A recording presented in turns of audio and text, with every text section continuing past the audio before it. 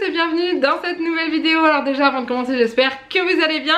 Aujourd'hui on se retrouve pour une nouvelle vidéo défi Fimo.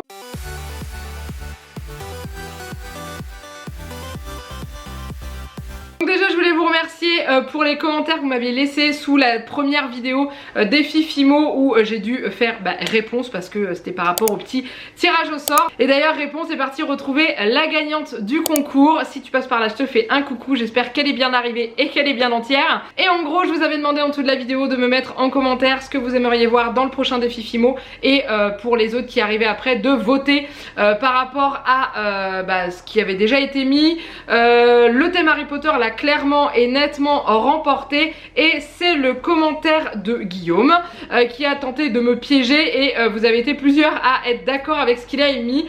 En gros il a suggéré de réaliser des accessoires en rapport avec Harry Potter pour réaliser une mini scène. Donc du coup je vais m'atteler à ça. Au début je me suis dit que je vais peut-être faire des accessoires sur un porte-clés. Je vous ai fait un petit vote rapide sur Instagram pour savoir et non vous êtes vraiment partis sur la mini scène, donc j'ai déjà quelques idées. Je pense que ça va se mettre en place au fur et à mesure de ce que je vais faire et de ce que je vais avancer. Donc du coup on est parti et comme pour la première vidéo, si c'est réussi, en dessous de la vidéo je vous mettrai un petit formulaire pour tenter de remporter la création que je vais faire aujourd'hui. Et bien entendu n'oubliez pas les petits likes et les commentaires en dessous de la vidéo sur l'idée des prochains défis que vous aimeriez voir. Et du coup après vous aurez juste à soit laisser un commentaire si ça n'a déjà pas été suggéré, soit liker le commentaire qui vous plaît le plus. J'ai vu pas mal de choses défiler la semaine dernière sous la vidéo. Je vous cache pas qu'il y avait des choses qui avaient l'air d'être sympas hors Disney et Harry Potter. Il y a eu du Mario, Animal Crossing, il y a eu voilà d'autres petits personnages vraiment très sympathiques.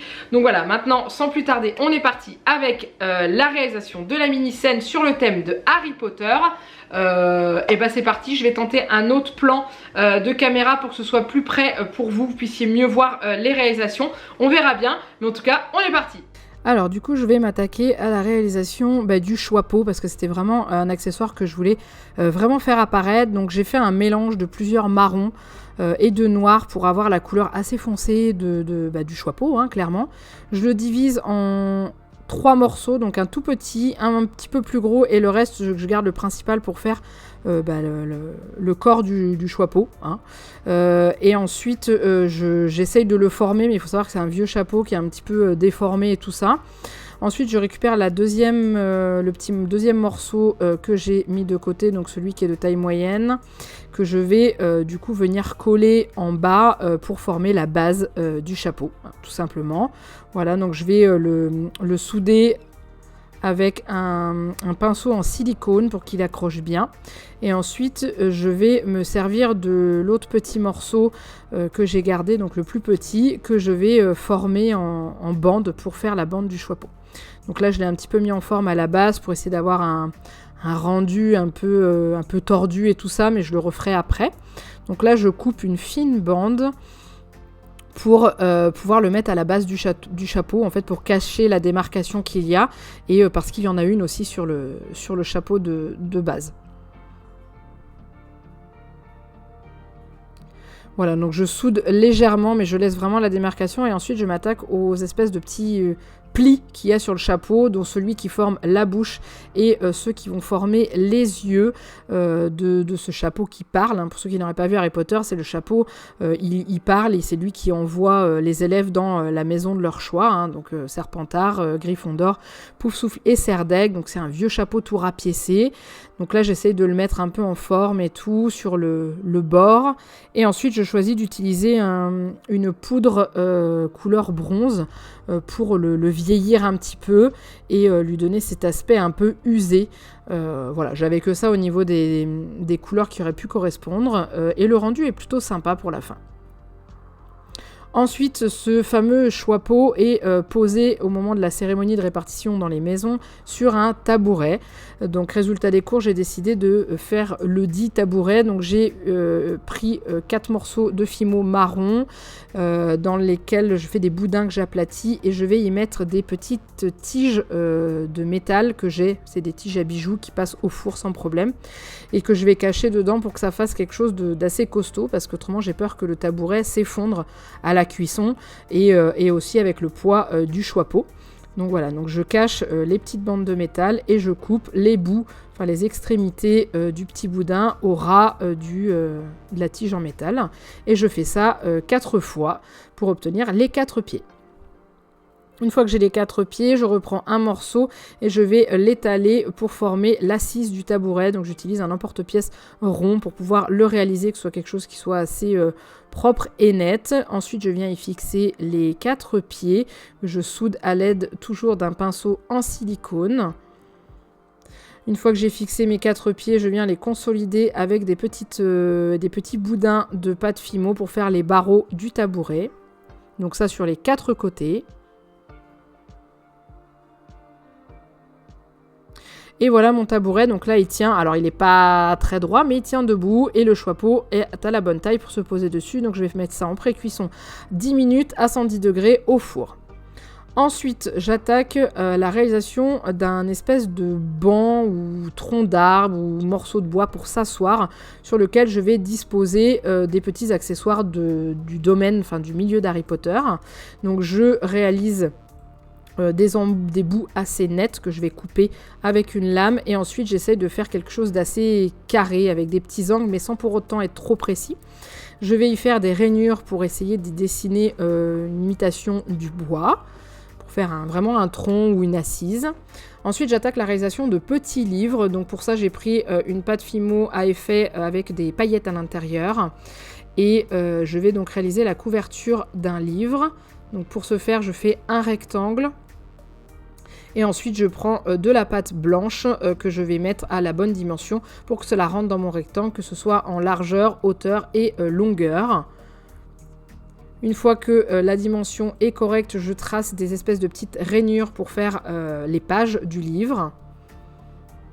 Et je viens le fixer sur mon rectangle qui forme la couverture que je rabats par-dessus. Donc là, ma pâte avait un petit peu craqué, mais j'ai réussi à la réparer. Et voilà ce que ça donne. Ça fait un petit livre très sympathique. Je fais une petite rainure sur les côtés et sur la tranche. Et je refais la même chose avec une autre couleur. Cette fois-ci, j'ai pris du doré. Voilà ce que ça donne au niveau des livres. Donc je les pose pour l'instant comme ça sur le petit banc.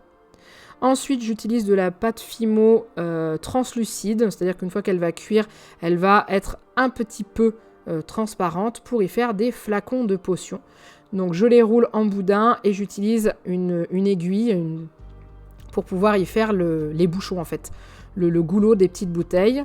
J'aplatis très finement de la pâte Fimo dorée pour faire les étiquettes des flacons. Si ce n'est pas parfait, c'est pas grave, parce que c'est toujours les flacons de potions, c'est jamais parfait. Et ensuite, j'utilise toujours de la poudre bronze pour colorer les petits bouchons de bouteille. Je viens ensuite les poser sur mon tronc, sur mon assise.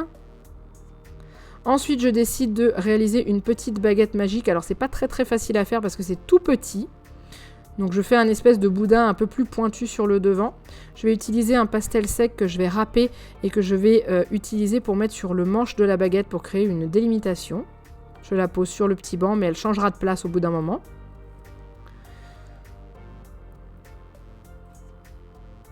Voilà ce que ça donne pour l'instant. Et en dernier, je décide de réaliser une écharpe aux couleurs de Gryffondor parce que Gryffondor est ma maison dans Harry Potter. Donc je prends du jaune et du rouge, je découpe des petits rectangles que je vais assembler les uns à côté des autres en alternance pour former les écharpes de la couleur de Gryffondor. Si vous voulez faire une écharpe d'une autre couleur, d'une autre maison, vous changez juste la couleur des rectangles et voilà, c'est toujours aussi simple. J'aplatis pour souder tous les rectangles ensemble, je retaille sur les côtés pour que ce soit net. Et ensuite, je le décolle et au bout, je crée des petites entailles pour faire les franges de l'écharpe.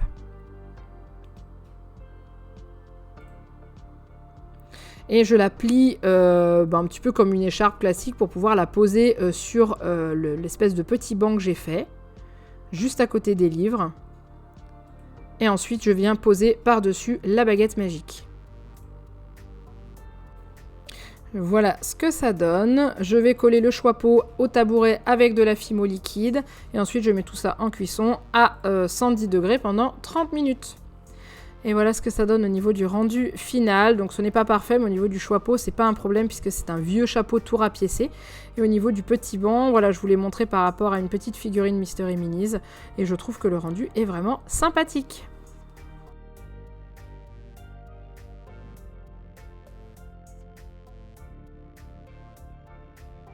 Et voilà, j'ai terminé. Et ben je suis quand même plutôt contente du résultat. Je vous cache pas qu'au démarrage j'étais un peu sceptique, j'avais un peu peur de pas réussir à réaliser des petites des petits décors sans faire de personnages, mais je pense que là on pense clairement à Harry Potter avec le chapeau. Bon, on a du mal à voir son visage, mais il est quand même plutôt sympa. Et aussi le petit banc, alors vous pouvez penser que c'est un banc ou un tronc ou ce que vous voulez, où j'y ai mis des petits flacons de potions.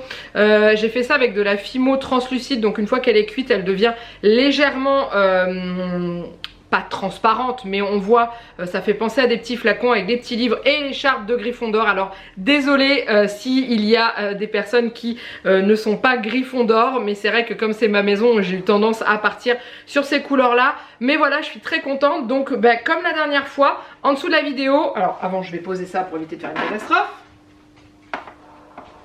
Voilà, non parce que je me connais, je sais très bien que si je continue à parler, il y en a bien qui va m'échapper des mains, donc on va éviter de le casser. Donc j'étais en train de vous dire, comme la dernière fois, en dessous de la vidéo, je vous mets un petit formulaire pour le concours si vous souhaitez remporter ces petits éléments de décor. Donc comme je vous l'ai montré juste avant, j'ai filmé ça avec une Mystery Minis d'Harry Potter. C'est pile la bonne taille, donc si jamais vous voulez, vous avez ça dans vos, dans vos figurines Harry Potter, et ben vous pouvez bien entendu tenter le concours. Et n'oubliez pas en commentaire de lâcher vos idées pour le prochain défi Fimo. Voilà, dites-moi ce que vous aimeriez voir. Si c'est déjà proposé, n'oubliez pas de liker le commentaire qui vous tente le plus pour que je réalise à nouveau.